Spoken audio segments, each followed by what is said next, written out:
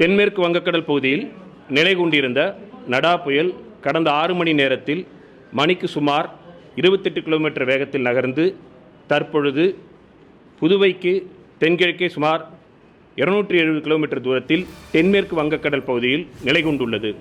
இந்த புயலின் மேலடுக்கிற்கும் கீழடுக்கிற்கும் இடையேயான காற்றின் வேறுபாடு அதிகமாக இருக்கின்ற காரணத்தினால் தற்பொழுது அடுத்து வரும் 12 மணி நேரத்தில் வலுவிழந்து ஆழ்ந்த காற்றழுத்த தாழ்வு மண்டலமாக மாறக்கூடும்.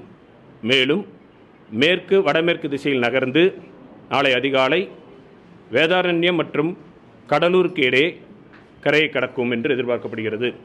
இதன் காரணமாக அடுத்து வரும் 2 தினங்களுக்கு தமிழகம் மற்றும் புதுவையில் பெரும்பாலான இடங்களில் மிதமான மழை பெய்யக்கூடும். ஒரு சில இடங்களில் கனமழை இருக்கக்கூடும்.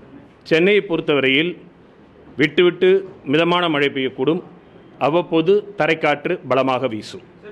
தற்பொழுது பதிவான விவரங்கள் அடிப்படையில் வேதாரண்யத்தில் 5 சென்டிமீட்டர் மழையும் தலைஞாயிறில் 4 சென்டிமீட்டர் மழையும் பதிவாகியுள்ளது.